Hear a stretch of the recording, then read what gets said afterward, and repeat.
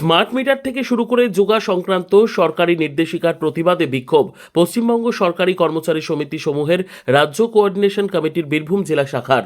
বৃহস্পতিবার বৃষ্টি বাদলকে মাথায় নিয়েই তারা বীরভূম জেলা শাসক দপ্তরের সামনে বিক্ষোভ দেখান। তাদের মূলত 3 দফা দাবি দেওয়া এদিন লক্ষ্য করা যায়।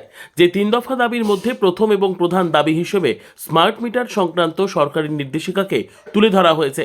তাদের ঠিক কি কি দাবি শুনে নেওয়া যাক তাদের মুখ থেকেই। স্মার্ট মিটার, যে smart meter, electric smart meter install করার জন্য রাজ্য সরকার একটা নির্দেশিকা জারি করেছে।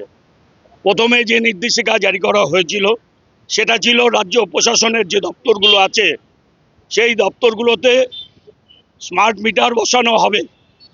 পরবর্তীতে নির্দেশিকা জারি করা হলো যে পশ্চিমবঙ্গে রাজ্য কোষাগার থেকে যারা বেতন ভাতা পেনশন পান সকলের বাড়িতেই smart meter, electric smart meter প্রতিস্থাপন করা হবে এবং এটা বাধ্যতামূলক।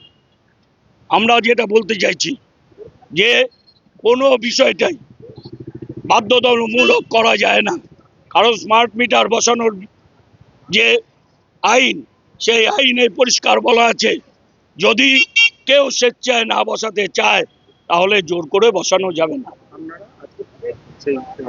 এই দাবি, এর সঙ্গে যে দাবি আছে সে দাবি হচ্ছে আমাদের আগামী 21 তারিখ আন্তর্জাতিক যোগা দিবস, এটা সকলেই জানি।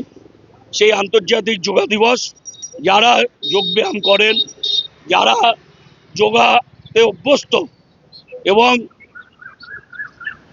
একটা বড় অংশের মানুষ তারা যোগব্যায়ামকে পছন্দ করেন, কিন্তু সেই আন্তর্জাতিক যোগা দিবসে স্বাধীনতার পরবর্তী সময় বা স্বাধীনতার পূর্বেও এইভাবে শ্রমিক কর্মচারী যারা রাজ্য কোষাগার থেকে বেতন ভাতা পায় তাদেরকে আদেশনামা জারি করে বাধ্য করার ব্যবস্থা করা হয়নি।